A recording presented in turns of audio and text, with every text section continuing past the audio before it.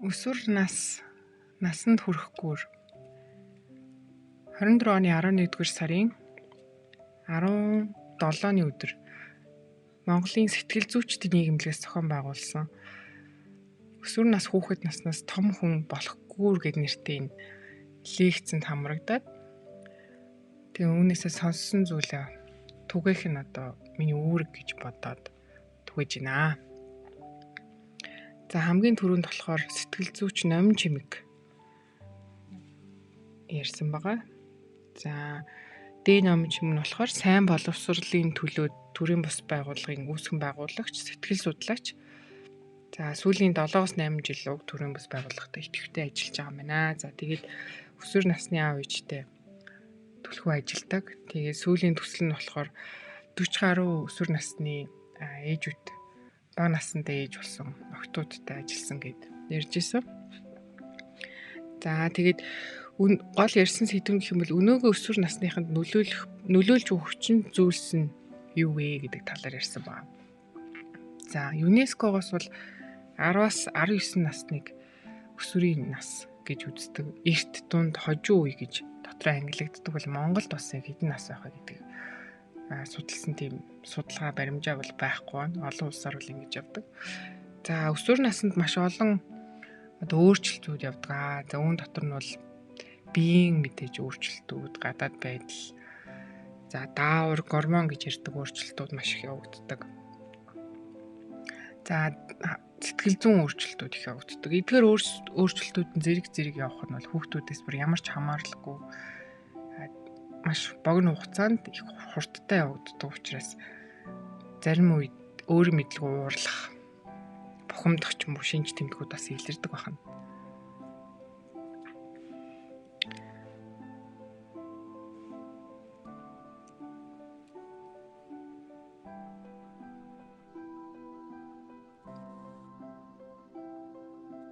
За өсвөр насанд хүрэхгүйр гэд нэрлсэн утга учир нь бол энэ үед дээрх одоо шилжилтүүд, өөрчлөлтүүд асар их хурдтай явагддаг учраас яг энэ үед нь маш зөв одоо тусалж анхаарч зөвлөгөө өгч чиглүүлэх нь ирээдүйн амьдралынх нь одоо чанар, ирээдүйд хэн болж төлөвшөхт нь асар их нөлөөтэй байдаг гэж үзэж байгаа юм байна.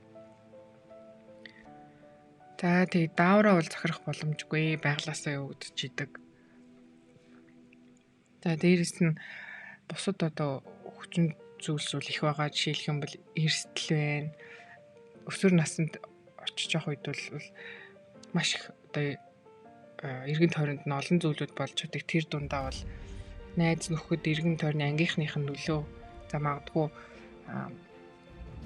буруу одоо донтолтыг сурчлах те. За тэрийг нь сонирхоод туршиж үзэх. За энэ дээр болохоор бацуг сэтгэл зүйч болохоор хүүхдийг туршиж үзэх чахт нь хоригилж болохгүй. Магадгүй нэг тамхит сонирхоод татах юм бол татаж үзээд тэгээд за энэ бол надад тохирохгүй байна гэдгийг ингээд өөртөө ойлгох тэр боломжийг эцэгнэр бас хаадаг. Тэр бол тийм зөв зүйл бол биш. Учир нь өөрөө хүүхд ингээд туршиж үзээгүй байхад нь ингээд болохгүй ингээд энэ бол чамд муу нөлөөтэй гэж хэлчихээр эсэргээрээ ингээд бүр ингээд туршиж үзмээр тэрийг нь бүр эсэргээр нь хиймээр ч юм уу тийм зүйлийг өдөх магадaltaй. За шилжилтийн хувьд бол түрүүний хэлсэн бие физиологийн асар их сэтгэл зүйн өөрчлөлтүүд явагддаг.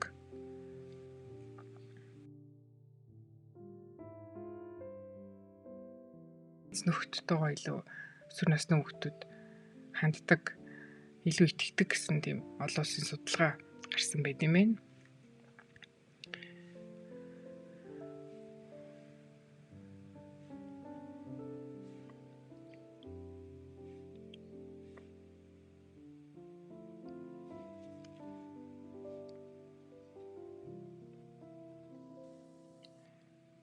За Номин Чимэг сэтгэл зүйчийн хувьд бол өсвөр насны хүүхдүүд, өсвөр насны ээжүүд бол эцэг их нартай ажиллаж байсан туршлагатай. За энэ чиглэлээрээ бас өнгөрсөн хугацаанд бол Кембрижийн хөтөлбөрт явж бас мэргэжил дэвшүүлсэн. Teenager Psychology гэдэг хөтөлбөрт 24 оны 3 сараас эхлээд сууж байгаа сэтгэл зүйч байгаа. За энэ талаараа бид нарт хуваалцсан нь бол дээрх одоо ямар зүйлс өсвөр насныханд нөлөөлөд идэм бэ? За үүн дотроо эрсдэл хүчин зүйлсгээ түрэн ярьсан донтол дэлгэцний хамаарал зэрэг бас байна. Дээрээс нь дарамт гэдэг нь бол гэр бүл, найз нөхөд, нийгмийн хүрээлэлээс орж ирж байгаа дарамт. За Монголын хувьд бол харьцангуй шашны чиглэлийн дарамтууд бол байхгүй. Номин чимэг сэтгэл зүйч бол Тажикстан, Туркменстан гэсэн улсуудад бол бас ажиллаж байхад бол шашны тэгээд нийгмийн одоо зүгээс асар их дарамт шахалтууд орж ирдэг. За өвгийнхаа жишээлбэл үзэл бодолтой, аавынхаа жишээлбэл үзэл бодолтой таарахгүйгаас болоод гэр бүл дотор асар их юм зөрчил үүсдэг гэд дурдж ирсэн. За нийгмийн буюу одоо манад бол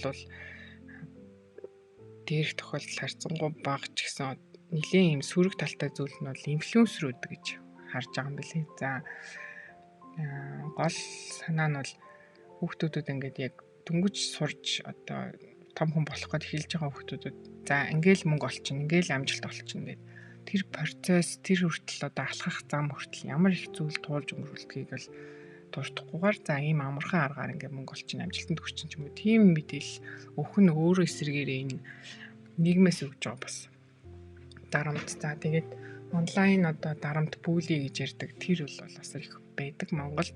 За тэрэн дээр бол нэмээд хийжсэн нь болохоор захим гэмт хэрэгтэй тэмцэх цагдаагийн ерөнхий газрын юм групп хэлтэс байд юм байна.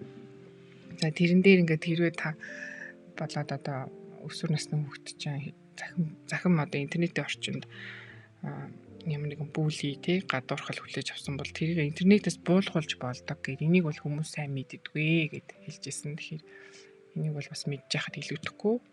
Тэр нь эрүүл мэндийн хувьд бол маш их одоо өөрчлөлтүүд явагдаж идэг тийм. За энэ дээр нэг дурдчихсан зүйл нь гэх юм бол том насанд хүрсэн хүүхдүүдийг ялангуяа 15-аас дээш насны ч хүүхдүүдээ бол хоол, нойр, дасгалыг нь бол ингээ орхичдаг. Харахад ингээ том болцсон одоо бие даацсан, учраа олцсон гэдэг ингээ эцэг эхнэр хөвчлээ орхичдаг.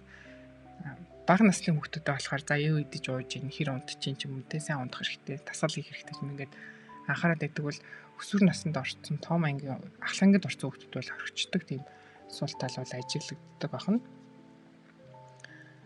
За боловсрал гэдэг хүчин зүйлсээр бол мэдээж багш, боловсролын байгууллага, гэр бүл бол маш хамгийн түрүүнд бол нөлөөлж байгаа.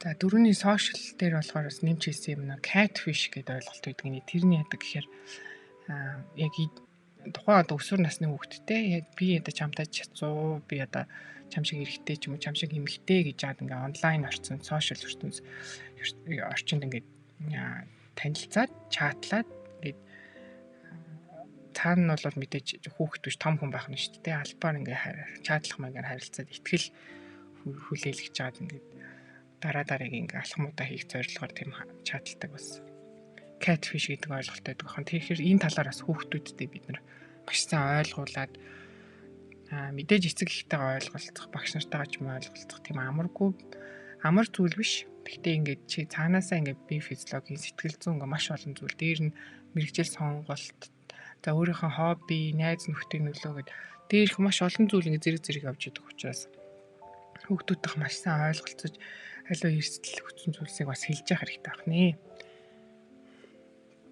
За бас нэг зүйл ярьсан нь болохоор амиа оролтын талаар ярьсан.